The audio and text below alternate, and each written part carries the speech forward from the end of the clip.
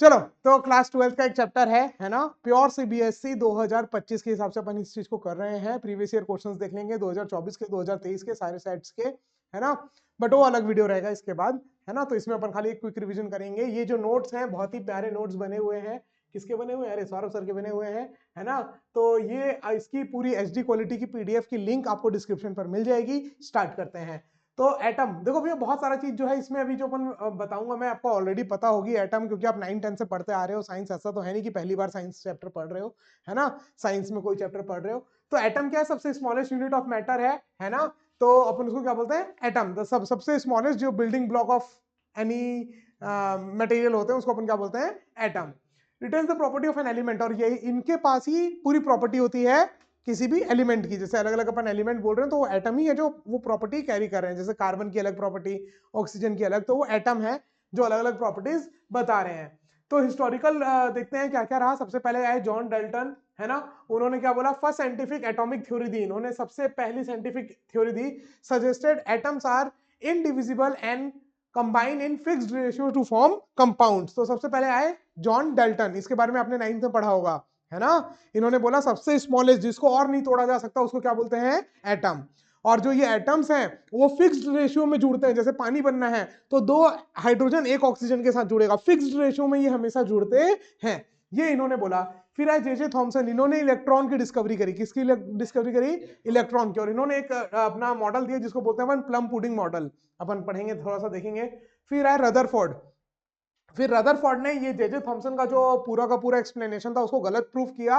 और रदरफोर्ड ने अपना एक नया एक्सपेरिमेंट किया जिसको अपन बहुत डिटेल में पढ़ेंगे, है ना। और फिर उन्होंने कुछ कंक्लूजन दिया। फिर उसमें भी कुछ कुछ ड्रॉबैक्स थे, पूरी तरीके से एक्सप्लेन नहीं कर पा रहा था। तो नेल्स बोर आए, उन्होंने फिर एक नया क्वांटाइजेशन थ्योरी दिया पूरा, है ना, जो कि नया क्वांटम, जहां से क्वांटम फिजिक्स आपकी मान लो स्टार्ट हुई, ठीक है। तो वो अपन पढ़ेंगे। लेकिन फिर इसकी भी बहुत सारी कमियां हैं, बहुत सारी कमियां हैं जिसको कंप्लीट करता है modern physics, nuclear physics, quantum physics. आपने सुना होगा, आजकल बहुत फेमस हो रहा है ना, क्वांटम फिजिक्स। तो एक्चुअल में जो क्वांटम फिजिक्स की जो थ्योरीज हैं, अलग अलग एम थ्योरी, ये थ्योरी, स्ट्रिंग थ्योरी, है ना, ये प्रॉपरली एक्सप्लेन कर पाती है चीजों को। तो अभी तो है अपन को यही पढ़ना है, अपन को पूरा का पूरा, है ना। तो जल्दी से स्टार्ट करते हैं। सबसे पहले आते हैं जे थॉमसन के प्लम पुडिंग मॉडल में। तो जे थॉमसन के प्लम पुडिंग मॉडल देखो, ये सब पढ़ा हुआ है 9th का, है ना। यहाँ रदरफोर्ड तक का ये सब जो आगे मैं बताऊंगा मोस्टली चीज पढ़ी हुई है। हाँ, सिर्फ वो 20% ही इस चैप्टर का जो आपका 9th में पढ़ा हुआ है, 9th और 10th में, है ना। चलो, तो अब इन्होंने क्या बोला कि जैसे आपने वाटरमेलन देखा है कभी, तो वाटरमेलन के जैसा एटम है। एटम पूरा वाटरमेलन के जैसा है, जिसमें जो वाटरमेलन का लाल लाल गुद्दा होता है वो पूरा पॉजिटिव चार्ज है। वो क्या है? पूरा पॉजिटिव चार्ज।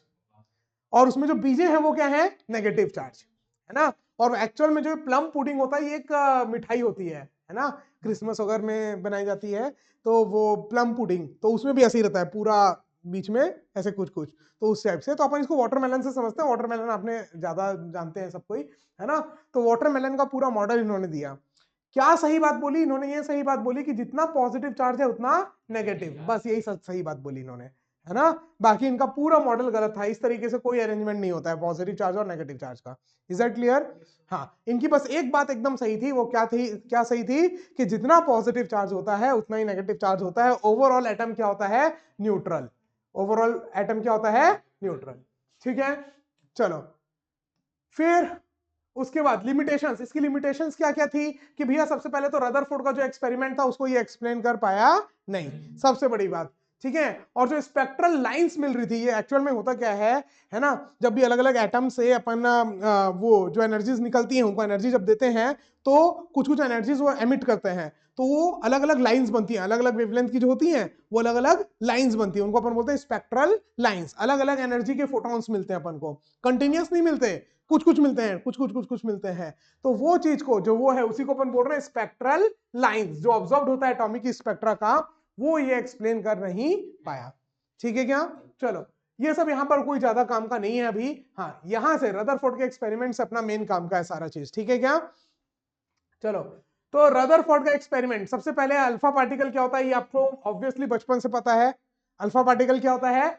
He2+, एक ऐसा पार्टिकल, है ना, जिसमें 2 प्रोटॉन्स हो, 2 न्यूट्रॉन और 0 इलेक्ट्रॉन हो। तो मतलब कौन सा है? Basically helium nucleus, He2+। Helium का 2+ मतलब 2 इलेक्ट्रॉन निकाल दिया। हीलियम में कितने होते हैं? 2 इलेक्ट्रॉन, 2 प्रोटॉन, 2 न्यूट्रॉन। 2 इलेक्ट्रॉन आपने निकाल दिए तो 2+, तो उसमें 0 इलेक्ट्रॉन हो गए। इलेक्ट्रॉन कितने हैं? 0। और न्यूट्रॉन्स 2, प्रोटॉन्स 2। तो इसको बोलते हैं अपन अल्फा पार्टिकल, नाम दे दिए। हीलियम से जब दोनों इलेक्ट्रॉन चुरा लिए जाएं तो जो बचेगा उसको अपन ने नाम दे दिया अल्फा पार्टिकल। क्या नाम दे दिया? क्या नाम दिया? Alpha particle. ठीक है। अब एक एक्सपेरिमेंट किया रदरफोर्ड ने। ठीक है। ऑब्जेक्टिव क्या था? ऑब्जेक्टिव ये था कि इंटरनल स्ट्रक्चर, एटम का अंदर का स्ट्रक्चर को देखा जाए। अब उसने गोल्ड लिया। क्यों लिया गोल्ड? अमीर था इसीलिए? क्या नहीं, गोल्ड दुनिया का सबसे ज्यादा मेलिएबल और डक्टाइल मटेरियल है। गोल्ड को आप बहुत पतला कर सकते हो। दुनिया का जितने भी 118 एलिमेंट्स हैं, सबसे ज्यादा डक्टाइल और मेलिएबल क्या है? गोल्ड। मतलब आप इससे समझ सकते हो कि आप 1 ग्राम गोल्ड को 2 किलोमीटर लंबा खींच सकते हो। तो सोच लो कितना पतला कर सकते हो आप उसको, और टूटेगा नहीं। समझ रहे हो? मतलब तोड़ोगे तो टूटेगा, बट उसको उतना पतला कर सकते हो कि वो बिना टूटे उतना बड़ा हो जाए। 1 ग्राम, 1 ग्राम गोल्ड को आप 2 किलोमीटर लंबा खींच सकते हो। तो इससे आपको समझ में आ रहा है कि भैया हाँ, गोल्ड को आप पतला से पतला कर सकते हो, इतनी पतली शीट बना सकते हो, फ्यू एटम थिक्स, सिर्फ फ्यू एटम थिक, इतना बना सकते हो। तो इसीलिए उसने लिया गोल्ड। अमीर था इसीलिए नहीं, है ना? ठीक है। लोग बोलते हैं भैया गोल्ड, पहले के लोग एक्सपेरिमेंट भी करते थे गोल्ड के साथ, पैसा ही पैसा था, है ना? अक्षय कुमार वाला। चलो, तो भैया यहां पर अपन को ये पता चल गया कि उसने गोल्ड लिया। क्यों गोल्ड लिया? क्योंकि वो सबसे ज्यादा मैलिएबल और डक्टाइल है। उसकी एकदम पतली से पतली शीट बन के रेडी हो सकती है। क्योंकि वो नहीं चाहता था कि बहुत सारे एटम का इंटरफेरेंस हो, एक एटम से आर पार हो। लेकिन खाली एक एटम थिक बनाना पॉसिबल नहीं है, तो few atom, 100-200 atom thick. Gold को इतना पतला कर दिया, फिर भी उतना एटम थिक होगा। समझ रहे हो? क्योंकि एटम इतने छोटे होते हैं, इतने ज्यादा छोटे होते हैं। चलो, तो एक्सपेरिमेंट क्या किया उसने? एक सबसे पहले थीन गोल्ड फॉइल लिया। कितना? 10⁻⁴ सेंटीमीटर, मतलब कि 0.0001 सेंटीमीटर। सोच रहे हो? मतलब 0.0001 सेंटीमीटर या 0.001 मिलीमीटर। 1 मिलीमीटर भी नहीं, 0.001 मिलीमीटर। इतना पतला गोल्ड फॉइल लिया, वो भी फ्यू एटम थिक था। ठीक है। और उसको फिर क्या किया? अल्फा पार्टिकल, एकदम फास्ट मूविंग, एकदम high kinetic energy alpha particle से क्या किया? बम्बार्ड किया, है ना? तेजी से उसमें आके पड़े। और उसने क्या लिया? एक फ्लोरोसेंट स्क्रीन ले लिया जिंक सल्फाइड से। क्या चीज था? Zinc sulphide. तो इसमें जब भी चार्ज पार्टिकल आके टकराते थे तो वो ब्राइट हो जाता था, तो इसलिए स्क्रीन बोल दिया अपन ने उसको। क्या बोल दिया? Fluorescent screen. चारों साइड एक स्क्रीन ले लिया। ठीक है। अब ये तो उसका एक्सपेरिमेंटल सेटअप हो गया। ये पूरा का पूरा क्या हो गया? Experimental setup. ये पूरे नोट्स एक एक चीज इद्दत से बोर्ड एग्जाम के हिसाब से बने हुए हैं। इसकी पीडीएफ लिंक आपको डिस्क्रिप्शन पर मिल जाएगी। आगे बढ़ते हैं। अब ऑब्जर्वेशंस। अब एक्चुअल में एक्सपेक्टेड क्या था? एक्चुअल में तो जे थॉमसन का प्लम पुडिंग मॉडल अपन ने देखा था, उसके बाद उसने ये एक्सपेरिमेंट किया, कंसंट्रेशन इधर। ठीक है। तो एक्सपेक्टेशन क्या था? एक्सपेक्टेशन ये था कि भैया बहुत सारे अल्फा पार्टिकल टकरा के वापस आ जाएंगे। अरे क्योंकि मास फैला हुआ है ना, पूरा चारों ओर मासी मास फैला हुआ है, इलेक्ट्रॉन लटक रहे हैं, है ना? तो क्या एक्सपेक्टेड था कि इलेक्ट्रॉन्स, सारे अल्फा पार्टिकल जाएंगे टकरा के वापस, एक आध हो सकता है पार हो जाए। बट जो ऑब्जर्वेशन आए भैया, most of the alpha particle passes through the gold foil without any deflection. 90% से ज्यादा अल्फा पार्टिकल सीधे सीधे चले गए, मुड़े भी नहीं, हल्का सा भी नहीं मुड़े, सीधे।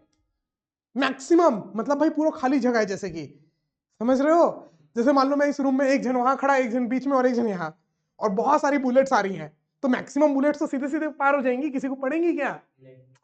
या मान लो पानी की बूंदें ही आ रही हैं, और एक छोटी सी छतरी यहां, एक छोटी सी छतरी वहां, और एक यहां, तो बाकी तो पूरी की पूरी पानी की पानी सीधा सीधा चल जाएगा, क्योंकि बाकी पूरा एरिया क्या है? खाली। ठीक है। फिर a small fraction of alpha particle was deflected by small angle, 0.14%। 0.14% alpha particle ही थे जो 1 डिग्री से ज्यादा स्कैटर किए।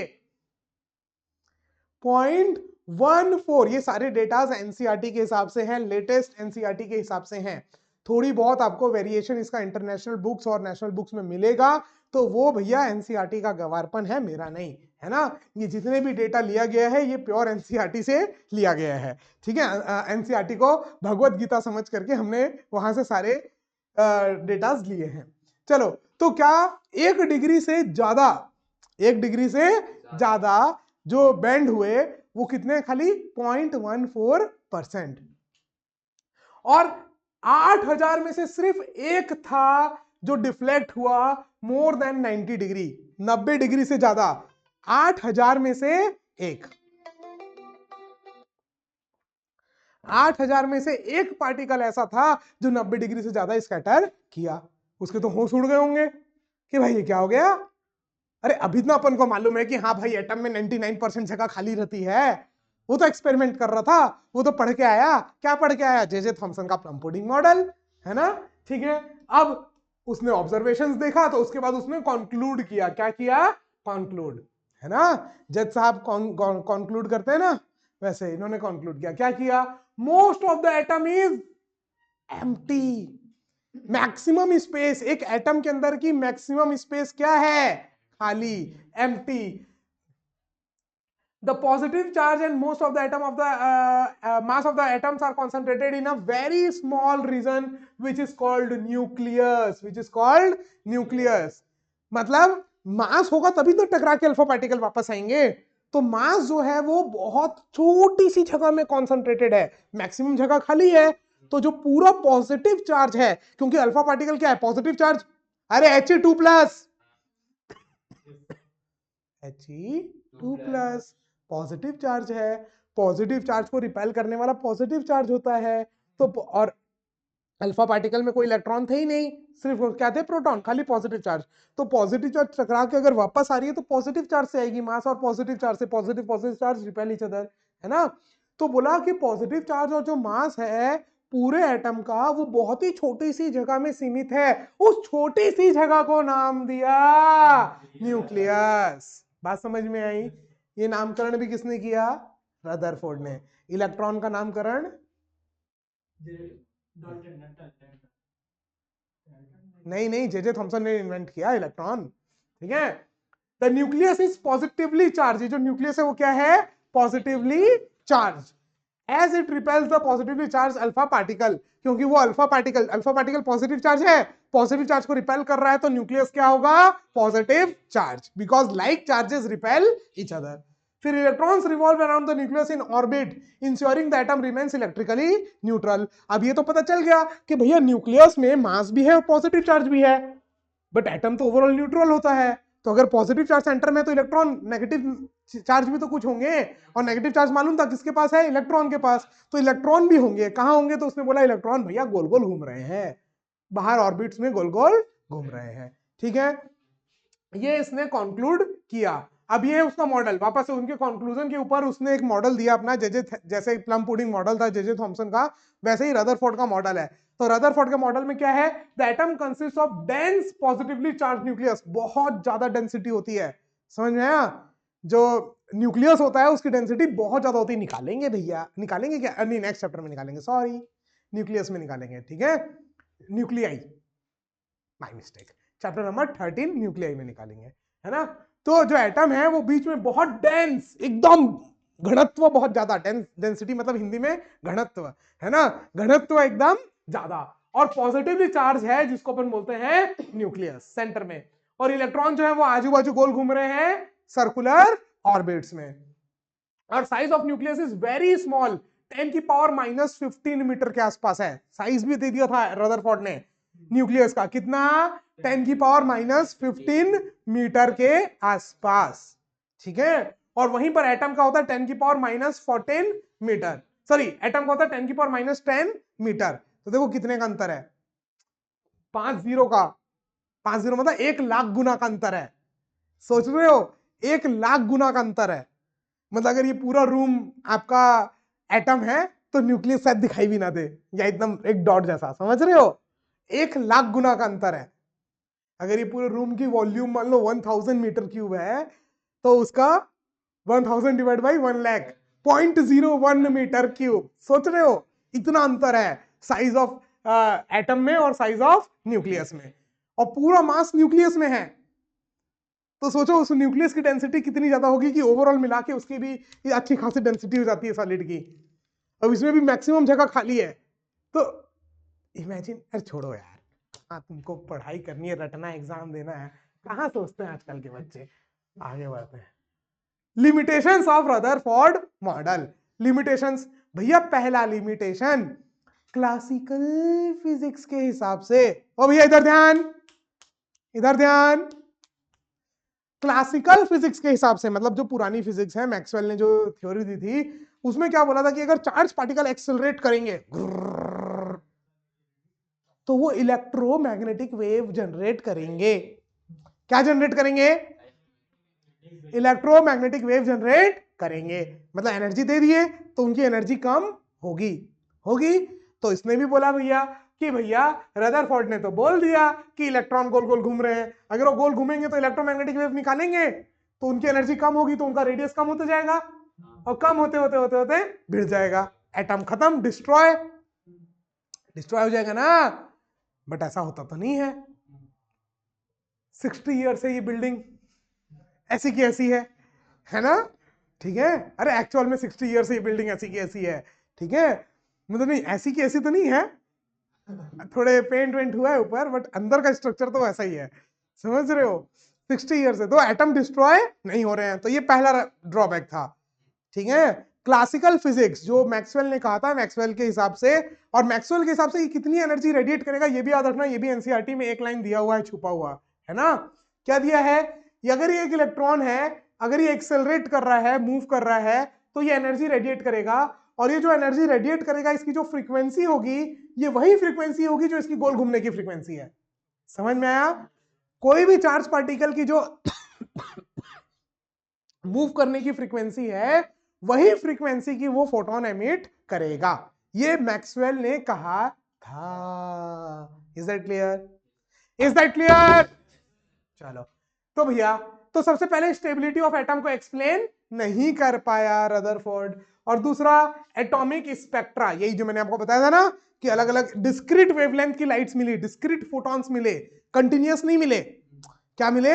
Discrete photons. अगर ये इस तरीके से एनर्जी लूज कर रहा है अपना, तो कंटिन्यूअस फोटोन निकलने चाहिए थे पूरे के पूरे हर फ्रीक्वेंसी के, बट हर फ्रीक्वेंसी के नहीं निकले, एक पर्टिकुलर अलग अलग अलग अलग डिस्क्रीट फ्रीक्वेंसी के फोटॉन्स मिले। तो उस चीज को ये भाई साहब एक्सप्लेन नहीं कर पाए। आगे बढ़ते हैं। Alpha particle trajectory, next topic क्या है? अल्फा। अच्छा मैं एक चीज आपको पहले ही बताना भूल गया, disclaimer, I am so sorry, आपको 17 मिनट बाद बता रहा हूं। ये वीडियो उनके लिए नहीं है जो ये चैप्टर पहली बार पढ़ रहे हैं। अगर आप ये चैप्टर पहले पढ़ चुके हैं अपने स्कूल में कहीं पर या किसी से, तो आपके लिए ये वीडियो है, रिवीजन वीडियो है, क्योंकि मैं यहाँ पर बहुत फास्ट आपका बिना कोई एग्जांपल, बिना किसी चीज के लेकर के चल रहा हूं। ओके चलो नेक्स्ट है, अरे next is your alpha particle trajectory. ये जो अल्फा पार्टिकल आए ये कैसा रास्ता ट्रैवल किया उसी को बोलते हैं ट्रेजेक्ट्री।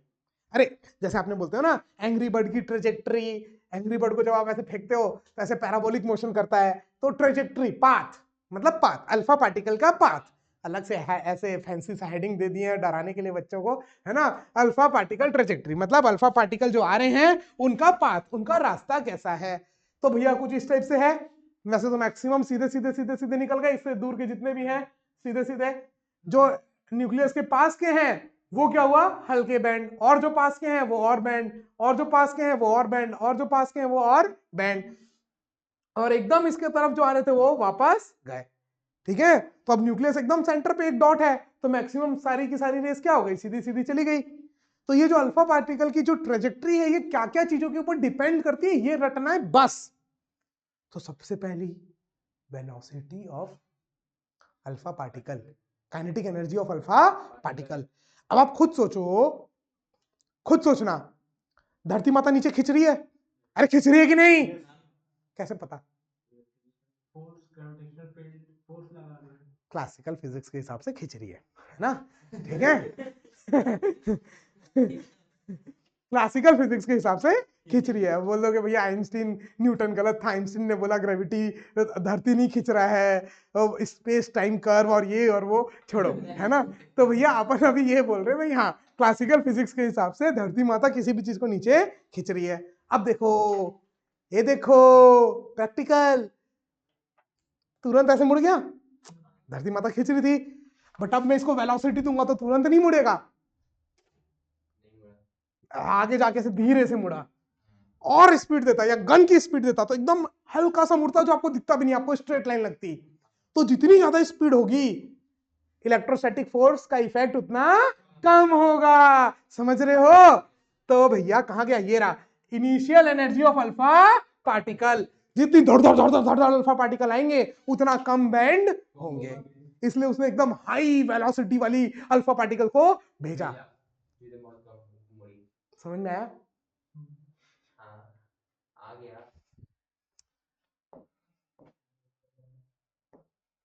चलो दूसरा है डिस्टेंस फ्रॉम द न्यूक्लियस, जिसको बोलते हैं इंपैक्ट पैरामीटर बी।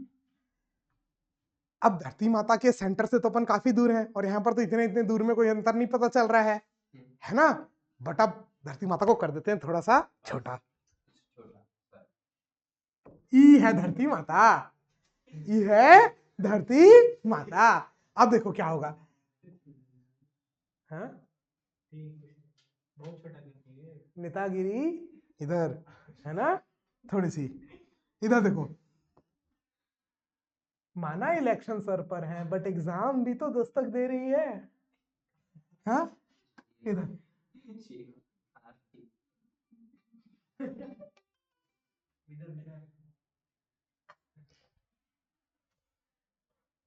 इधर देखो पहले। अब देखो अगर कोई बहुत दूर से अगर पार्टिकल जा रहा होगा तो इसमें धरती माता का फोर्स बहुत कम लगेगा, और अगर एकदम पास से जा रहा होगा तो धरती माता का फोर्स ज्यादा लगेगा। क्यों? न्यूटन भाई साहब ने बोला था gravitational force is a inverse square force, दूरी के इनवर्सली प्रोपोर्शनल होता है, पता है कि नहीं, है ना। कूलम ने जो फॉर्मूला कॉपी किया था, ठीक है। तो कूलम फोर्स और जो ग्रेविटेशनल फोर्स है सेम है, इसलिए मैं ग्रेविटी का एग्जांपल दे रहा हूं, क्योंकि ग्रेविटी को आप फील कर सकते हो, तो चैप्टर भी थोड़ा फील हो जाएगा, वो भी अगर ध्यान दोगे तो। अब खैर बोर्ड एग्जाम पास है, हो सकता है एक दो बच्चे देख लें, है ना। क्या मैं अपनी बेइज्जती कर रहा हूं, तुम हंस रहे हो। चलो इधर आगे, जस्ट थोड़ी सी देर की क्लास बची है, उसके बाद मैं बंद कर दूंगा क्लास, है ना। ठीक है, तो आगे आगे आगे आगे आगे। अब जितना पास से जाएगा ये जो न्यूक्लियस है उससे ये जो दूरी है इसी को बोलते हैं इंपैक्ट पैरामीटर बी, है ना। इनिशियल वेलोसिटी की जो डायरेक्शन है और जो न्यूक्लियस है उनके बीच की जो परपेंडिकुलर डिस्टेंस है उस उसको बोलते हैं इंपैक्ट पैरामीटर, क्या बोलते हैं, बी, ठीक है। अब इंपैक्ट पैरामीटर जितना कम होगा, इंपैक्ट पैरामीटर जितना कम होगा ट्रेजेक्ट्री उतनी ज्यादा, बात समझ में आई। एक बार फोन उठा लेते हैं। चलो तो क्या बोल रहे थे अपन, हाँ इंपैक्ट पैरामीटर, ठीक है। इंपैक्ट पैरामीटर जितना कम होगा उतना पास से जाएगा, और जितना पास से जाएगा उतना ज्यादा ट्रेजेक्ट्री बैंड होगी, ठीक है। तो उतना ज्यादा रिपल्शन होगा, ठीक है। नेक्स्ट है न्यूक्लियर चार्ज। अब जैसे धरती माता थी, सेम वेलोसिटी से फेंका, ऐसे गया, बट अगर सेम चीज सेम वैसे ही उतनी ही स्पीड से मैं मून में फेंकता तो तुरंत नहीं मुड़ता और दूर जाके मुड़ता, क्योंकि धरती माता का प्यार अलग है और मून का प्यार ग्रेविटेशनल पुल जो फोर्स है। वैसे ही न्यूक्लियर, भाई कौन से एटम की तरफ आप अल्फा पार्टिकल को भेज रहे हो, अगर बहुत हैवी न्यूक्लियस होगा तो बहुत ज्यादा चार्ज होगा, बहुत ज्यादा चार्ज होगा तो रिपल्शन बहुत ज्यादा होगा। और हल्का हाइड्रोजन एटम, भैया हाइड्रोजन हीलियम हल्के एटम्स है ना, तो वो ज्यादा रिपेल नहीं करेंगे। बट वहीं पर अगर हैवी न्यूक्लियस होगा कोई, है ना, मान लो यूरेनियम टाइटेनियम, है ना, टाइटेनियम तो खैर सॉरी कमी है, कहाँ यूरेनियम और टाइटेनियम को मिला दिया हूं मैं, ठीक है। कहाँ टाइटेनियम नंबर 22 और यूरेनियम भाई साहब 92, 22 और 92। खैर कट, एडिटर कट कर देना। चलो मैं ही हूँ एडिटर। चलो ठीक है, बाई चांस थोड़े लोग देख लिए कमेंट करेंगे। बाहर बाहर, हाथ दिखाओ। देखो क्लास चल रही है, हाथ दिखाओ जल्दी से, जल्दी से हाथ दिखाओ जल्दी से। ये देखो ये है लुजुर पुजुर तो है, हाथ हटाना नहीं है।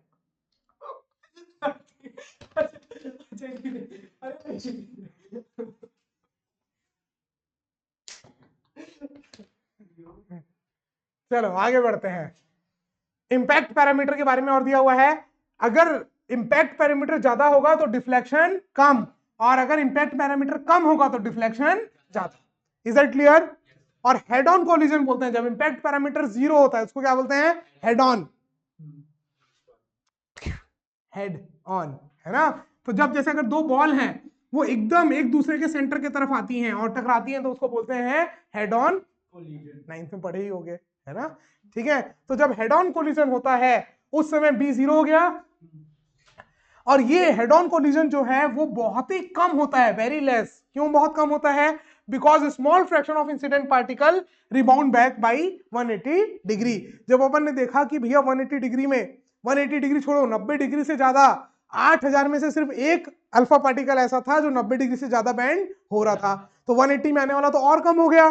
तो इतने कम हो रहे थे जिससे अपन को यह पता चला कि भैया हेड ऑन कोलिजन जो हो रहे हैं वो क्या हो रहे हैं? बहुत कम, बहुत लेस, बहुत बहुत बहुत बहुत कम। क्योंकि जितने 180 में वापस आ रहे हैं उन्हीं के साथ क्या हो रहा है? Head on collision, B 0। तो अपन को यह बात पता चल गई कि भैया जितने भी अल्फा पार्टिकल का है उन सब के लिए बी क्या है? Greater than 0। मतलब हेड ऑन कोलिजन है ही नहीं, मतलब कि मैक्सिमम स्पेस पूरी की पूरी क्या है? खाली। तो इससे भी अपन को पता चली। ये सब रदरफोर्ड के एक्सपेरिमेंट से ही अपन बातें कर रहे हैं, ठीक है। चलो आगे, electron orbits, electron orbit, electron की ऑर्बिट। चलो अभी तक बोर भैया नहीं आए हैं, है ना। अभी तक कौन चल रहा है? रदरफोर्ड। कौन चल रहा है? बोल लिया करो, मेरा गला छिला गया चिल्ला चिल्ला के। थोड़ा 12वीं क्लास के हो और आवाज दूसरी जैसी निकालते हो, हाँ। चलो आगे, अब देखो अब एक्चुअल में है क्या। अपन को मालूम है कोई भी चीज गोल घूम रही है तो एक सेंट्रिपिटल फोर्स लगता है। मून अर्थ के चारों साइड घूम रहा है तो ग्रेविटेशनल फोर्स है जो इलेक्ट्रो सेंट्रिपिटल फोर्स दे रहा है। वैसे इलेक्ट्रॉन जो है वो गोल घूम रहे हैं तो उनको सेंट्रिपिटल फोर्स कौन दे रहा है? प्रोटॉन। इलेक्ट्रोस्टैटिक फोर्स कौन दे रहा है? Electrostatic force. अब रदरफोर्ड ने कैसे सोचा होगा कि इलेक्ट्रॉन्स गोल घूम रहे हैं? क्योंकि अगर नहीं घूमेंगे तो अलग से कैसे रहेंगे? समझ रहे हो? अगर मून अगर गोल नहीं घूमेगा, रोक दोगे तो आगे धरती माता से भिड़ जाएगा। समझ रहे हो? उसके बाद अपन बचेंगे कि नहीं बचेंगे इसकी कोई गारंटी नहीं है। समझ रहे हो? तो मून को अगर आप रोक दो तो आगे धरती से भिड़ जाएगा, बट वो अभी नहीं भिड़ रहा है। क्यों? क्योंकि उसके पास वेलोसिटी है। अब पूरा मास और प्रोटॉन पॉजिटिव चार्ज बीच में है और एक नेगेटिव चार्ज अगर इलेक्ट्रॉन दूर में है तो उसको गोल घूमना पड़ेगा। समझ में आई? तो इससे रदरफोर्ड ने सोचा होगा कि भैया इलेक्ट्रॉन गोल गोल घूम रहे हैं। अरे प्रोटॉन बीच में है, न्यूक्लियस बीच में है, मास बीच में, ये तो समझ में आ गया एक्सपेरिमेंट से, है ना, कि भैया मैक्सिमम अल्फा पार्टिकल क्या हो रही है? सीधी सीधी चली गई। और टोटल न्यूट्रल है, मतलब इलेक्ट्रॉन भी है। अब इलेक्ट्रॉन कहां पर है? तो उसने फिर एजम्पशन किया होगा कुछ, फिर और एक्सपेरिमेंट किए होंगे और प्रूव किया होगा कि भैया इलेक्ट्रॉन्स जो है वो गोल घूम रहे हैं। अब अगर ये इलेक्ट्रॉन गोल घूम रहे हैं किसी भी वेलोसिटी से, इनका मास भी है m, चार्ज है E, ठीक है। तो अब अगर ये गोल घूम रहे हैं तो इनको सेंट्रिपिटल फोर्स कौन दे रहा है? Electrostatic force. और इलेक्ट्रोस्टैटिक फोर्स कितना होता है? K Q1 Q2 by R square. अब मैं सिर्फ हाइड्रोजन एटम मान के नहीं चल रहा हूं, आपके बुक में हर जगह Z नहीं दिया कहीं पर भी। और याद रखना मेरे नोट्स में मैंने ऐसे Z बनाया है। आई नो आप लोगों को ऐसे बनाने की आदत है, मैं बीच में लाइन खींच देता हूं, ठीक है। क्या करें, आदत से मजबूर। अच्छा यहाँ तो खींचा ही नहीं हो, यहाँ खींचाऊं, हाँ ठीक है, ठीक है। हाँ तो इधर देखो, K Q1 charge of electron, charge of electron कितना है? E। अब बीच में अगर हाइड्रोजन है तो सिर्फ 1 E चार्ज आएगा पॉजिटिव में, हीलियम है तो 2। तो Z क्या है? Atomic number. Z क्या है? Atomic number. तो जितने नंबर ऑफ जो एटॉमिक नंबर होता है उतने प्रोटॉन होते हैं उसमें, यस और नो? अगर कार्बन है उसका एटॉमिक नंबर 6, तो उसमें प्रोटॉन कितने हैं? 6। तो ये Z का एटॉमिक नंबर, तो जो बीच में जो न्यूक्लियस में जो टोटल चार्ज है वो कितना हो जाएगा? Z into E। तो K Q1 Q2 by R square is equal to centripetal force का formula mv square by R। एक R ने एक R को उड़ा दिया, मार दिया बेरहमी से, दया भी नहीं आई। तो R की वैल्यू आ गई KZE square by mv square. क्या रटना है? नहीं, जो रटना है वो बता दूंगा, ठीक है? अब तो रेडियस आ गया, तो अब रेडियस की वैल्यू यहां पर पुट कर दिए, तो अपन को क्या मिल गया? यानी यार रेडियस के टर्म में ही हाँ, ये mv स्क्वायर की वैल्यू पूरी ये थी, तो हाफ mv स्क्वायर की क्या हो जाएगी? यहाँ हाफ और लग जाएगा, तो काइनेटिक एनर्जी का फॉर्मूला आ गया half ke square z by r। क्या रटनी है? नहीं, नहीं, कोई जरूरत नहीं है रटने की, बस आई है ये इक्वेशन याद रखना कि कहां से आई है, ठीक है? पोटेंशियल एनर्जी क्या होता है? K Q1 Q2 by R, पढ़ चुके हो चैप्टर 1 में, सर चैप्टर 2 में, ठीक है? K Q1 Q2 by R। अब एक पॉजिटिव चार्ज है एक नेगेटिव, इसलिए minus K E square Z by R। ये आ गई पोटेंशियल, ये आ गई काइनेटिक। देखो सेम है क्या पूरी? बस हाफ है, तो मतलब काइनेटिक एनर्जी है x बाई 2, पोटेंशियल एनर्जी है माइनस x, है ना? तो टोटल एनर्जी कितनी हो जाएगी? x by 2 minus 2x by 2, तो माइनस x बाई 2। कितनी आ गई? Minus x by 2। तो टोटल एनर्जी उतनी ही है जितनी काइनेटिक एनर्जी है, बस अंतर क्या है? माइनस और प्लस का। Is that clear? Total energy उतनी ही है जितनी काइनेटिक एनर्जी है, बस काइनेटिक एनर्जी पॉजिटिव में और टोटल एनर्जी नेगेटिव में। मतलब जितने भी इलेक्ट्रॉन एटम के अंदर है उनकी potential energy, total energy negative है। Is that clear? Total energy क्या है? नेगेटिव। Is that clear? अगर पॉजिटिव एनर्जी होती तो बस छोड़ देते तो बाहर निकल जाती, अट्रैक्टिव में है इसलिए नेगेटिव एनर्जी है, उतनी एनर्जी देनी पड़ेगी अगर इलेक्ट्रॉन को निकालना है तो। समझ में आया? तो नेगेटिव एनर्जी है। Is that clear? और क्या रखना है कि भैया काइनेटिक एनर्जी का जो मैग्नीट्यूड है वही टोटल एनर्जी का मैग्नीट्यूड है, वही टोटल एनर्जी का मैग्नीट्यूड है। Is that clear? और जो पोटेंशियल एनर्जी है वो है डबल, काइनेटिक एनर्जी और टोटल एनर्जी से क्या है? Double. Is that clear? Is that clear? पक्का? चलो आगे बढ़ते हैं। ये सारे फॉर्मूले कोई काम के अभी नहीं है, काम के फॉर्मूले अभी आएंगे। अब थोड़ा सा एटॉमिक स्पेक्ट्रा के बारे में बात कर लेते हैं। मैं ऑलरेडी आप लोगों को बता चुका हूं, है ना? कोई भी एटम है वो कंटिन्यूअस सारे फ्रीक्वेंसी, सारे वेवलेंथ की लाइट को एमिट नहीं करता है, डिस्क्रीट अलग अलग कोई कोई सी करता है, और उसी को अपन बोल रहे हैं atomic spectra. Atomic spectra are the specific patterns of wavelength. कोई स्पेसिफिक पैटर्न है वेवलेंथ और फ्रीक्वेंसी का जो लाइट एमिट हो रही है या एब्जॉर्ब हो रही है by atoms during transition between energy levels. अभी एनर्जी लेवल्स क्या है ये भी आपको अभी पता चलेगा बोर के मॉडल आने के बाद, है ना? फिर उसके बाद अपन इसको पढ़ेंगे।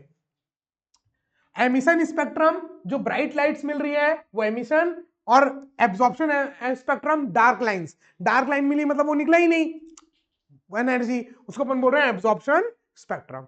Is that clear? आगे बढ़ते हैं, आगे बढ़ते हैं, आगे बढ़ते हैं, काम की बात पे आते हैं। हाँ, सबसे इंपॉर्टेंट बात, हर एक एटम की ये जो स्पेक्ट्रम होता है वो क्या होता है? यूनिक।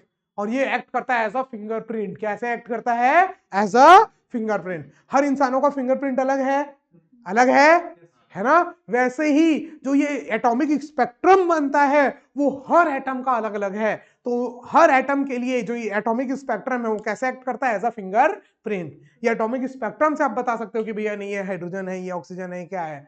समझ में आ रहा है? Is that clear?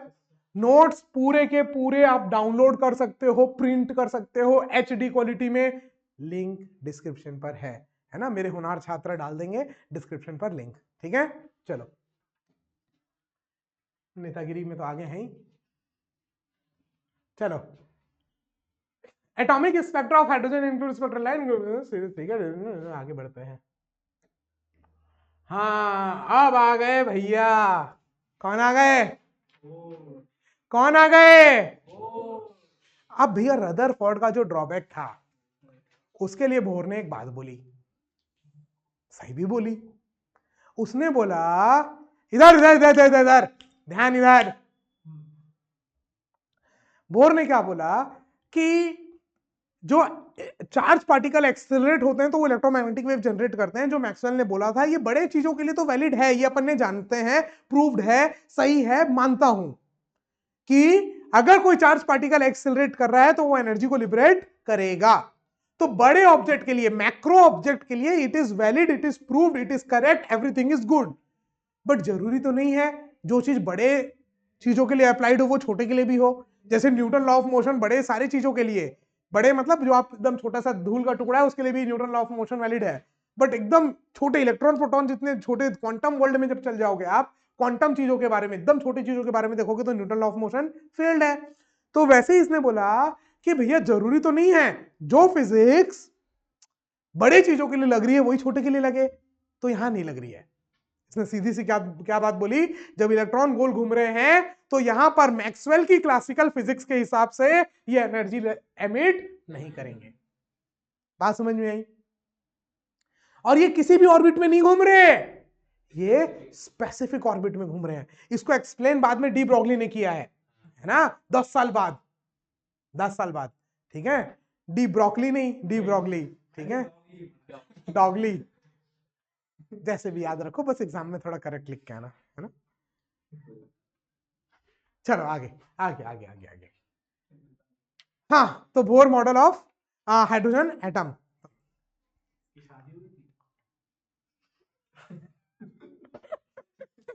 इसकी शादी हुई तो तुमको इससे क्या करना है? तुम्हारी करा दें, तुमको ज्यादा जल्दी पड़ी है। हाँ भाई साहब, आजकल के बच्चे, राम राम राम राम राम। आगे चलो। हाँ नहीं, मैं भी आजकल का ही हूँ, थोड़े दिन की जवानी बाकी है। अच्छा चलो आगे आगे। हाँ, तो अब देखो इसने क्या बोला, सबसे पहले बात समझ में आई। इसने बोला कि भैया जो चीज एकदम 100% प्रूव्ड है और वैलिड है बड़े चीजों के लिए, जरूरी नहीं कि वो छोटे चीजों के लिए हो। तो सबसे पहली बात, जो इलेक्ट्रॉन है वो किसी भी ऑर्बिट में नहीं घूम रहे, वो एकदम स्पेसिफिक ऑर्बिट में घूम रहे हैं। आगे बात करेंगे जब अपन इसका प्रूफ देखेंगे ना, इसके सेकेंड पोस्टुलेट का, तब कि वो भैया वहां पर क्या हो रहा है ना, बाद में, है ना। तो उसने सजेस्ट किया ये, है ना। तो देखो यहां लिखा हुआ है, bore suggested that although electromagnetic theory is successful for large scale phenomena, but it could not be applied to the process of atomic scale. बड़े स्केल में electromagnetic theory is correct, but वो चीज को अपन एटॉमिक स्केल में apply नहीं कर सकते। तो उसने अपने 3 पोस्टुलेट्स दिए। बोर ने क्या किया, पोस्टुलेट्स दिए, 3 पोस्टुलेट। एक्सपेरिमेंट पूरा रदरफोर्ड का, सब कुछ रदरफोर्ड का इसने एक्सप्लेन किया, है ना, ठीक है। करेक्ट किया कि क्या क्या चीजें थी। चलो हाँ डॉगली नहीं भैया, शुभ शुभ शुभ शुभ। स्टेशनरी ऑर्बिट, सबसे पहले इसने क्या बोला कि इलेक्ट्रॉन्स जो है वो किसी भी ऑर्बिट में नहीं घूम रहे, वो एक स्पेसिफिक ऑर्बिट में घूम रहे हैं जिसको बोलते हैं स्टेशनरी ऑर्बिट्स। और ये क्यों बोल रहे हैं, क्योंकि 11th में आपने पढ़ा हुआ स्टेशनरी वेव्स, पढ़े ही नहीं हो तुम लोग, पढ़े हो गए। अगर ऑनलाइन में कोई यहाँ पर देख रहा है तो हो सकता है आप लोग पढ़े हो 11th में, है ना, स्टेशनरी वेव्स के बारे में। जैसे अगर एक रस्सी को 2 साइड से बांध दो और खींच के छोड़ो तो ऐसे ऐसे वाइब्रेट करेगी, ऐसे नहीं। ये जो है ये तो ट्रैवलिंग वेव है, और ये स्टेशनरी वेव है ना। ये क्या है, स्टेशनरी वेव, ठीक है। जैसे अगर एक रस्सी में एक साइड से मैं ऐसे ऐसे करूं तो आगे जाते हुए दिखाई दे रही है, वो ट्रैवलिंग वेव है, और एक ही जगह बस, ना इधर ना उधर, एक ही जगह, वो होती है स्टेशनरी वेव। 11th नहीं पढ़े, कोई बात नहीं, ये सब चीज ऐसे ऑनलाइन क्लास में नहीं, है ना। चलो, stationary wave, electrons revolve in a specific stable orbit without emitting any radiation. एकदम शॉर्ट में लिखा हूं, इसको आप बढ़ा चढ़ा के लंबा लिख सकते हैं, बुक में भी बहुत लंबा चौड़ा है, एकदम छोटा सा एक लाइन में लिख दिया हूं मैं। क्या लिख दिया हूं, electrons revolve in a specific stable orbit. Electron जो है वो कहीं पर भी नहीं घूम रहे, स्पेसिफिक स्टेबल ऑर्बिट में घूम रहे हैं, और यहां पर वो कोई भी एनर्जी को एमिट नहीं कर रहे हैं, कोई भी रेडिएशन को, इलेक्ट्रोमैग्नेटिक वेव की रेडिएशन है तो कोई भी रेडिएशन को एमिट नहीं कर रहे हैं, ठीक है। each orbit correspond to a quantized energy level, हर एक एक ऑर्बिट की अलग अलग एनर्जी लेवल है। क्वांटाइज्ड एनर्जी लेवल वो क्यों है, वो सेकंड से पता चलेगा। सेकंड पोस्टुलेट, है ना, ऐसे लिख लेना, यहां पर बुक में लिख लेना, तो मैंने तुमको नोट दिया है। First postulate, second postulate, third postulate of bore. Third postulate. ठीक है, first second and third postulate. तो पहला पोस्टुलेट में उसने क्या बोला, स्टेशनरी ऑर्बिट्स के बारे में। सेकंड पोस्टुलेट्स में उसने क्या बोला, क्वांटाइजेशन ऑफ एंगुलर मोमेंटम, जिसको डी ब्रोगली ने एक्सप्लेन किया बाद में। चलो अब मेरे को मालूम है आप लोगों में से कई लोग को नहीं भी पता होगा, तो क्या पता 11th में एंगुलर मोमेंटम क्या होता है। कोई बात नहीं, कोई बात नहीं, कोई बात नहीं, आई कैन अंडरस्टैंड, है ना। जैसे चलने वाला मोमेंटम होता है linear momentum m into V, वैसे अगर कोई चीज गोल घूम रही है तो उसको एंगुलर मोमेंटम बोलते हैं, वहां पर m into we into R, m into we into R.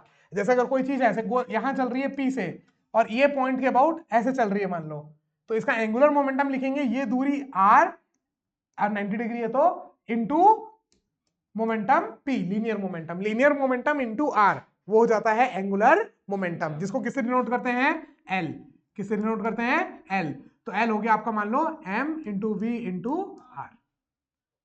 ठीक है, जैसे टॉर्क फोर्स इंटू आर होता है ना, वैसे ही angular momentum m into we into R. चलो अब इधर देखो, तो अब इसने क्या बोला क्वांटाइजेशन में कि जो एंगुलर मोमेंटम है इलेक्ट्रॉन का वो क्वांटाइज्ड है। क्वांटाइज्ड का मतलब क्या होता है, पैकेट्स में, मतलब या तो एक या तो दो या तो तीन, आधा नहीं हो सकता। बात समझ में आई। तो वो क्वांटाइज्ड है, तो क्या चीज से क्वांटाइज्ड है, integral multiple of h by 2π। या तो 1 इंटू एच बाई 2π होगा एंगुलर मोमेंटम, या 2 इंटू एच बाई 2π होगा, या 3 इंटू एच बाई 2π होगा। क्यों होगा ये एक्सप्लेनेशन बोर नहीं कर पाया था, कौन किया था, डी ब्रोगली, और इसके देने के 10 साल बाद। ठीक है, तो सेकंड क्या है, quantization of angular momentum. Electrons का जो एंगुलर मोमेंटम है वो क्वांटाइज्ड है, that means angular momentum of electron is integral multiple of h by 2π। और h क्या है, h is your Planck's constant, जिसकी वैल्यू कितनी है 6.6 इंटू 10 की पावर माइनस 34 जूल सेकेंड। ठीक है, पर नहीं, joule second. Is that clear.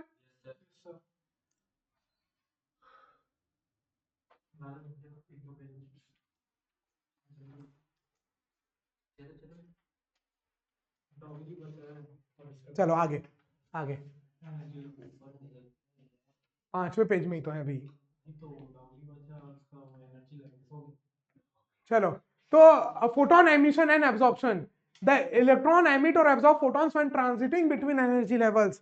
अब यहां पर एक्सप्लेनेशन दे दिया भैया, जो इतना देर से दोनों नहीं दे पा रहे थे, कौन, जे थॉमसन और रदरफोर्ड, की स्पेसिफिक वेवलेंथ क्यों मिल रही है, कंटिन्यूअस वेवलेंथ क्यों नहीं मिल रही है, ये एक्सप्लेनेशन दे दिया बोर ने। इसने क्या बोला, अब हर एक अब एनर्जी कब एमिट करेगा, इधर इलेक्ट्रॉन्स जब गोल घूम रहे हैं उस समय एनर्जी एमिट, बट इलेक्ट्रॉन अपने एक ऑर्बिट से दूसरे ऑर्बिट में जा सकते हैं। एनर्जी लेवल है h by 2π, 2h by 2π, angular momentum जहां कंजर्व हो रहा है, अलग अलग ऑर्बिट्स, तो हर एक ऑर्बिट की एक अलग एनर्जी लेवल है। तो मान लो कम एनर्जी लेवल से ज्यादा एनर्जी लेवल में जाएगी तो एनर्जी को ले लेगी, है ना, और ज्यादा एनर्जी लेवल से कम एनर्जी लेवल में आएगी तो एनर्जी को दे देगी। तो जो गैप है एनर्जी का गैप, वो तो फिक्स्ड है कुछ कुछ, तो इसीलिए कुछ पर्टिकुलर वेवलेंथ ही मिल रही है। तो जो एटॉमिक स्पेक्ट्रा है वो किसने एक्सप्लेन किया, मैं क्यों बोल रहा हूं, बोर ने, है ना। ठीक है, thank you thank you thank you thank you thank you. आगे अब वापस से वही इक्वेशन करते हैं। एक इक्वेशन तो दी हुई थी, बस उसमें आर के टर्म में आ रही थी सारी चीजें, है कि नहीं, आर और वी। अपन को एक इक्वेशन और चाहिए थी, और दूसरी इक्वेशन किसने दे दी, बोर ने। किसने दे दी, तो ये इक्वेशन अपने पास थी एम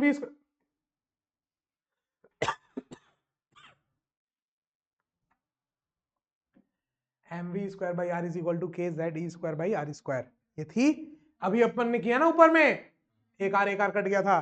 ठीक है, अब ये जो इक्वेशन दी ये किसने दी, बोर ने, कि हर एक इलेक्ट्रॉन जो गोल घूम रहा है उसका angular momentum m we are is equal to N H by 2π। N क्या है, इंटीजर, 1 या 2 या 3, हाफ या डेसिमल फ्रैक्शन नहीं हो सकता। ठीक है, ये यही तो दिया उसने अपना सेकंड पोस्टुलेट, कि total angular momentum is integral multiple of h by 2π। Is that clear. तो m we are is equal to N H by 2π। Done. अब ये इक्वेशन और ये इक्वेशन को जब सॉल्व किया, जैसे इस इक्वेशन को डिवाइड करोगे तो ये आर एक यहां पर आ गया, M we square R equal to के जेड ई स्क्वायर, एक आर कट गया, एक आर उधर चला गया। अब मैं जब इन दोनों इक्वेशन को डिवाइड करूंगा तो एम वी आर पूरा कट जाएगा, एक v बच जाएगा और v की वैल्यू आ जाएगी, v की वैल्यू आ जाएगी ये। Just solving this two equation, सबको कांस्टेंट मान लो, वेरिएबल क्या क्या है बस v और r, v और r, सॉरी v और r, दो अननोन, दो इक्वेशन सॉल्व हो सकती हैं, कुछ नहीं, एक बार इसको इसको डिवाइड कर दो, v की वैल्यू आ जाएगी, v की वैल्यू किसी में भी पुट कर दो तो r की वैल्यू आ जाएगी। Is that clear? तो जब अपन ने इन दोनों इक्वेशन को सॉल्व किया, जो आप लोग करके देखना अभी, है ना, तो वैल्यू आई v की ये, r की ये। Is that clear? अब जब अपन ने यहां पर सारी वैल्यू पुट करी, जो अभी आप कर सकते हो, है ना, कैलकुलेटर लो, सारी वैल्यू पुट करो, h की, एप्सिलॉन नॉट की, e की, सारी वैल्यू मालूम है।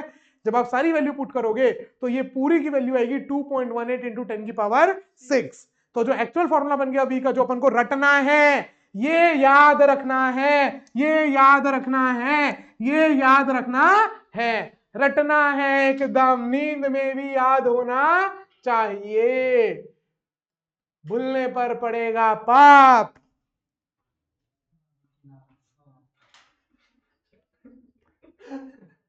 आ जाएगी नानी याद।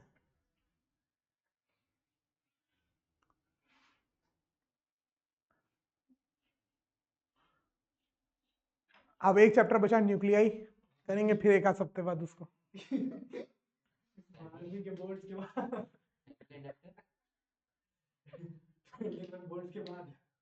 चलो आगे आगे आगे आगे। देखो भाई 46 मिनट का कर दिए तुम लोग, कौन देखेगा इस वीडियो को अब? तो क्यों बनवा रहे हो तुम लोग? हम देखेंगे। सेमीकंडक्टर का भी नहीं बनाया। सेमीकंडक्टर का बनाया था ना मैं। शांत शांत, ये डालने लायक रहने दो थोड़ा सा वीडियो, है ना। चलो चलो, तो अब ये फॉर्मूला आ गया 2.18 इंटू 10 की power 6 z by n। z क्या है? एटॉमिक नंबर, और n क्या है? Number of orbit. बट एक बात बता दूं, ये z 1 और 2 और 3 के अलावा नहीं हो सकती कुछ, क्योंकि ये जो पूरा का पूरा मॉडल है, एक बात बताओ, ये ड्रॉबैक बता दे रहा हूं अभी से बोर का, है ना। एक्चुअल में ये पूरा का पूरा में अपन ने क्या लिया? सिर्फ एक ही इलेक्ट्रॉन का फोर्स लिया। बट एक्चुअल में अगर एक से ज्यादा इलेक्ट्रॉन होंगे, सिर्फ वन इलेक्ट्रॉन सिस्टम के लिए वैलिड है ये, सिर्फ वन इलेक्ट्रॉन सिस्टम, क्योंकि अगर एक से ज्यादा इलेक्ट्रॉन होंगे तो इस इलेक्ट्रॉन को सिर्फ प्रोटॉन थोड़ी फोर्स लगाएगा, दूसरे इलेक्ट्रॉन भी तो फोर्स लगाएंगे। समझ रहे हो? पूरी इक्वेशन बदल जाएगी। तो ये एक्चुअल में जो रिजल्ट दिया, जो एटॉमिक स्पेक्ट्रा जो एक्चुअल में मिला और जो मैच हुआ, वो सिर्फ किसके लिए मिला? हाइड्रोजन लाइक एटम, मतलब वन इलेक्ट्रॉन एटम, या तो हाइड्रोजन या हीलियम का +1 एक हटा दिए, या लिथियम का 2+, मतलब 2 इलेक्ट्रॉन निकाल दिए, तो वन सिंगल इलेक्ट्रॉन सिस्टम है, तो सिर्फ सिंगल इलेक्ट्रॉन सिस्टम के लिए वैलिड है। तो ये जो z की वैल्यू डालने को आता है वो 1 2 या 3 है, आपके लिए तो सिर्फ क्या आएगा? 1। आप z हटा करके 1 z हटा भी सकते हो, मतलब एक तरीके से ये है, तुम लोग अपने फॉर्मूले में z को हटा सकते हो, क्योंकि आपके बुक में सिर्फ सिर्फ और सिर्फ किसके बारे में है? हाइड्रोजन, और हाइड्रोजन का z कितना होता है? 1, है ना। तो आप z हटा के भी याद रखोगे तो कोई प्रॉब्लम नहीं है, लेकिन हाँ, अगर आपको जेई मेंस नीट होकर देना है, ऑल्दो ये वीडियो जेई मेंस नीट के लिए नहीं है बिल्कुल भी, हाँ, बट ये 3 वो फॉर्मूले जेई मेंस नीट में काम आते हैं, कई बार डायरेक्ट क्वेश्चंस इस पे आते हैं, डायरेक्ट फॉर्मूला बेस्ड, है ना। तो उस समय आप इसको याद रख सकते हो। आर की जो वैल्यू आई एंगस्ट्रॉम में, वो कितनी आई? 0.529 n स्क्वायर बाई जेड। और ये तो भैया एकदम रट लो, अभी रट लो, अभी, अरे कट क्यों कर रहा हूं, अभी रट लो। कितना? टोटल एनर्जी किसी भी इलेक्ट्रॉन का किसी भी एटम में ऑर्बिट में टोटल एनर्जी जो होती है वो होती है -13.6 Z square by N square. और आपके लिए तो जेड भी हटा दो, -13.6 बाई एन स्क्वायर, बस। Is that clear? याद हो गई? पक्का? प्रॉमिस? चलो बस आज के लिए इतना ही। नहीं, अच्छा कंप्लीट कर ही दें क्या? चलो चलो, तो एक्सप्लेनेशन ऑफ हाइड्रोजन का जो स्पेक्ट्रम था उससे एक्सप्लेन हो गया कि पर्टिकुलर ऑर्बिट्स ही हैं, तो उसमें जब भी इलेक्ट्रॉन और ट्रांजिट करेंगे एक से दूसरे में, तो ये स्पेसिफिक वेवलेंथ ही देंगे, ठीक है। चलो, एनर्जी लेवल्स, अब इधर देखो, अब अपन को ये पता चल गया हर ऑर्बिट का अलग अलग एनर्जी है, उसी को अपन बोल रहे हैं एनर्जी लेवल्स। तो ग्राउंड स्टेट जब सबसे पहला, या एटम का सबसे अंदर वाली ऑर्बिट बोलो, या न्यूक्लियस से सबसे पहली ऑर्बिट, ठीक है, न्यूक्लियस से सबसे पहली ऑर्बिट, उसको बोलते हैं ग्राउंड स्टेट। क्या बोलते हैं? Ground state. n = 1, n = 1, क्या बोलते हैं उसको? क्या बोलते हैं? क्या बोलते हैं? Ground state. Lowest energy level, सबसे कम एनर्जी होती है इसकी, और ऊपर जाने में एनर्जी बढ़ते जा रही है। क्योंकि -10 से -5 बड़ी ना एनर्जी, एकदम दूर, आउटर, सबसे बाहर, एटम के बाहर निकल गया तो एनर्जी कितनी, 0, वो मैक्सिमम है, ठीक है। और मिनिमम है एटम के लिए अगर बोलोगे तो पहली ऑर्बिट में -13.6 फर्स्ट ऑर्बिट।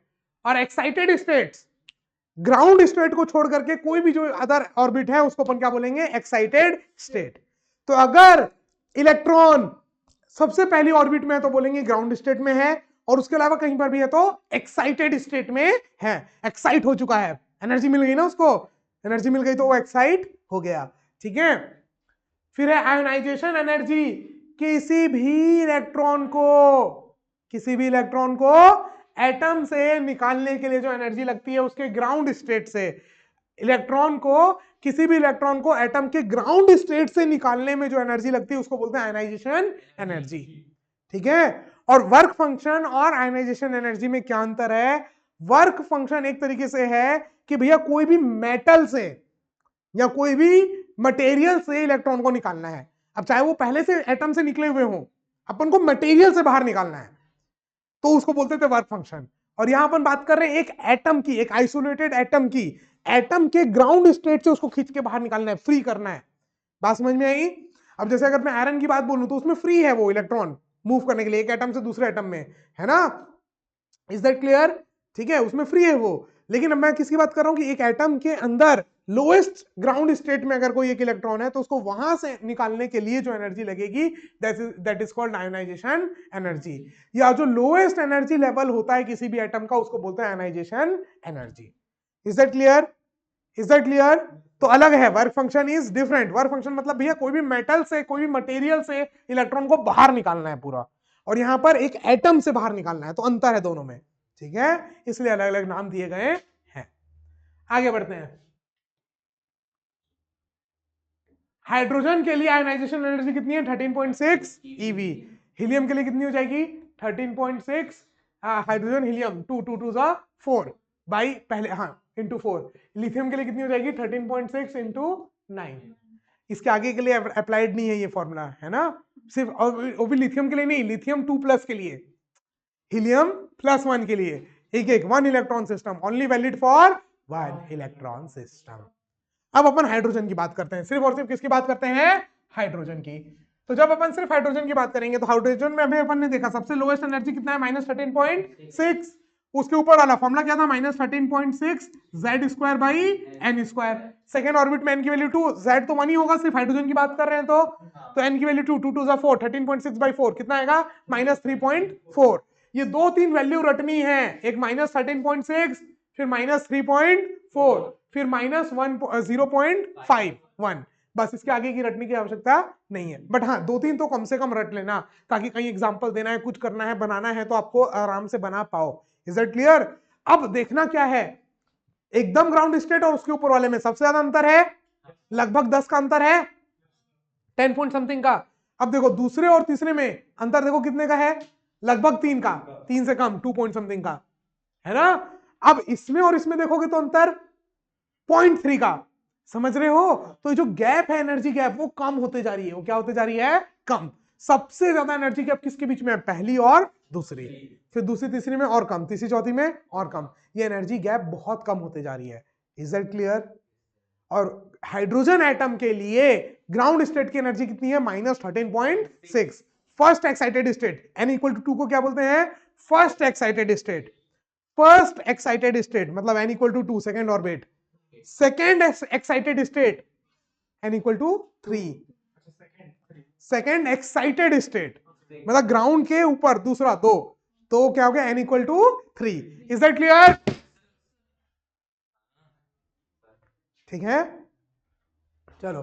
तो अब इलेक्ट्रॉन जब भी एक ऑर्बिट से दूसरे ऑर्बिट में जाएंगे तो एक पर्टिकुलर वेवलेंथ की लाइट को छोड़ेंगे, फोटोन को छोड़ेंगे, है ना। अब एक बात बताओ, किसी भी ऑर्बिट से अगर पहले में आएंगे तो इससे 10 से तो ज्यादा एनर्जी रिलीज होगी, 10 eV से ज्यादा। तो ये जो एनर्जीज निकलती हैं ये अल्ट्रा वायलेट रेज होती हैं।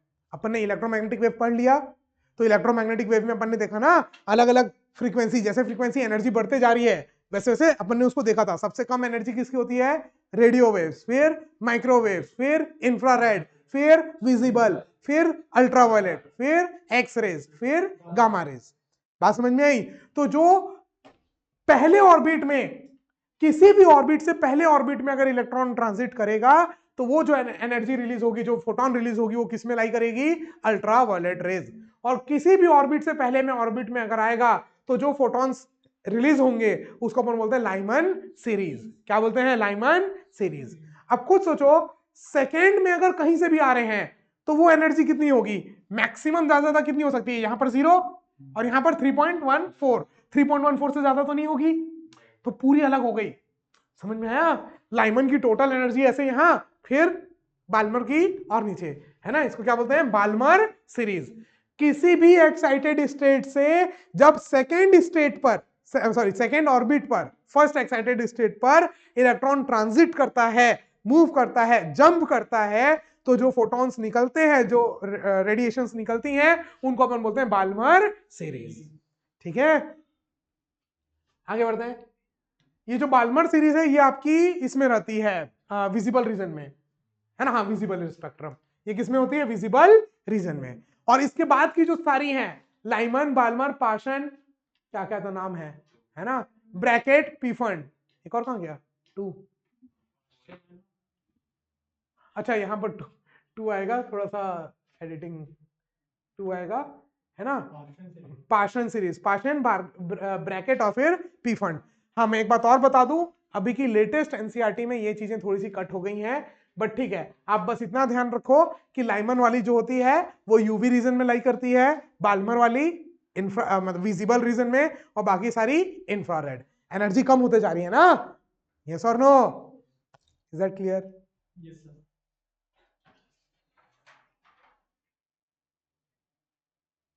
अब अगर आप देखोगे तो आपको एकदम डिस्क्रीट एनर्जीज मिल रही हैं। लाइमन की मिल रही हैं जो 10 से ज्यादा है, 10 से ज्यादा। फिर सीधे बाल्मर जो है वो किससे ज्यादा है? मतलब किससे कम है? 3 से भी कम है। तो पूरा अलग, लाइमन अलग, बाल्मर अलग, एकदम अलग अलग मिल रही हैं। तो ये चीज को एक्सप्लेन नहीं कर पा रहा था कौन? रदरफोर्ड और जे थॉमसन। बात समझ में आई? इसी को स्पेक्ट्रा बोल रहे हैं, जो स्पेक्ट्रम मिल रहा है ना आपको एक पर्टिकुलर, ये। चलो आगे आते हैं, स्पेक्ट्रल सीरीज। अच्छा, ये तो हो गया, स्पेक्ट्रल सीरीज बता दिया, Lyman series, Balmer series, Brackett, Pfund. हाँ, लास्ट है क्या कि और भी बचा इसके बाद? अच्छा, डी ब्रॉगली का एक्सप्लेनेशन। बहुत बड़ा लेक्चर हो गया यार ये, 7 पेज का। अच्छे से पढ़े हैं वैसे? हाँ, चलो बस एग्जांपल्स और डाल देता तो प्रॉपर लेक्चर बन जाता। एग्जांपल ही का तो अंतर है कि नहीं? क्वेश्चंस वही।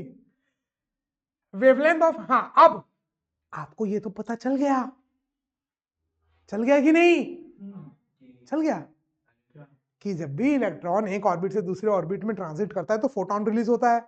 अरे, जो फोटोन रिलीज हुआ उसका वेवलेंथ का फॉर्मूला भी तो बताओ। तो उसका फॉर्मूला, अब देखो, इधर इधर इधर इधर यात्रीगण कृपया ध्यान दें। मान लो ये n इक्वल टू, ये n1 स्टेट है और ये n2, ठीक है? या ये n1, ये n2। n1 जहां इलेक्ट्रॉन था, n2 जहां गया। यहां पर एनर्जी कितनी थी उसकी? -13.6 बाई n1 स्क्वायर। z को हटा दिया क्योंकि मैं ये हाइड्रोजन के लिए निकाल रहा हूं। नहीं निकालोगे तो z स्क्वायर को डाल देना। समझ में आया? डाल ही देते ना, लो क्या जा रहा है, ठीक है? इसकी एनर्जी कितनी होगी? -13.6 जेड स्क्वायर बाई n2 का स्क्वायर। अब कितनी एनर्जी की फोटोन निकलेगी जो इन दोनों के बीच का डिफरेंस होगा? यस और नो? मान लो अगर इसकी एनर्जी थी 2 eV और इसकी एनर्जी थी 10 eV, तो 10 - 2 8। अगर यहां से यहां एनर्जी, कोई इलेक्ट्रॉन आएगा तो कितनी एनर्जी एमिट करेगा? 8 eV की। माइनस करेंगे तो वही E1 माइनस E2, ठीक है? यहां से यहां आया तो फाइनल माइनस इनिशियल, ये एनर्जी का डिफरेंस हुआ। तो -13.6 जेड स्क्वायर कॉमन निकाल लूं, तो यहां पर क्या बच गया? Minus into minus plus 1/n1 square minus 1/n2 square. और यहां पर एनर्जी कितनी होती है? hc by lambda. अरे पढ़े ना इससे पहले, रेडिएशन वेव, अरे क्या चैप्टर का नाम था?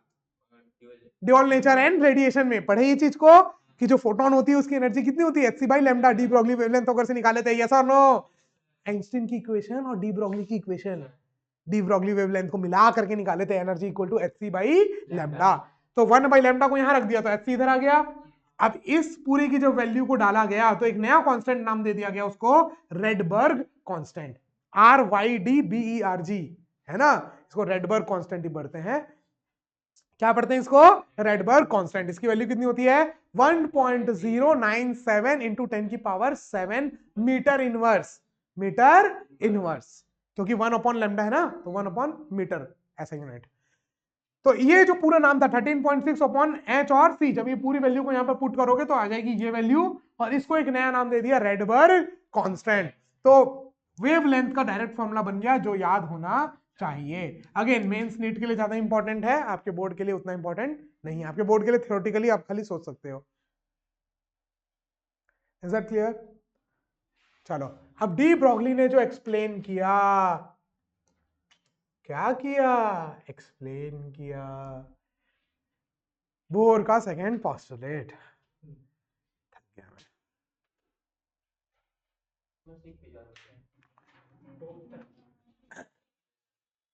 चलो आगे, समझ में आया कि नहीं?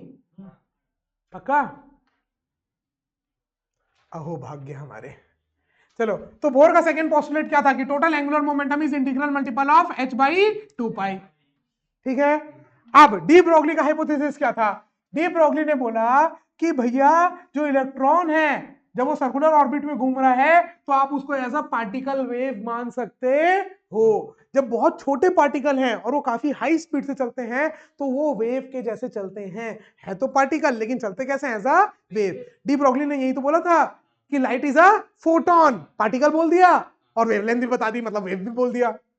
तो पार्टिकल वेव का था, उसने पार्टिकल सिस्टम और वेव सिस्टम को कंबाइन कर दिया कि ये दोनों अलग नहीं है। छोटे पार्टिकल के लिए ये क्या है? सेम, कि वो है पैकेट्स लेकिन चल रहे हैं ऐसा कैसे? वेव। तो उसने बोला कि जो इलेक्ट्रॉन है ये एटम में जब गोल घूम रहे हैं तो ये सिर्फ ऐसा पार्टिकल की जैसे नहीं घूम रहे, पार्टिकल एज अ वेव चल रहे हैं।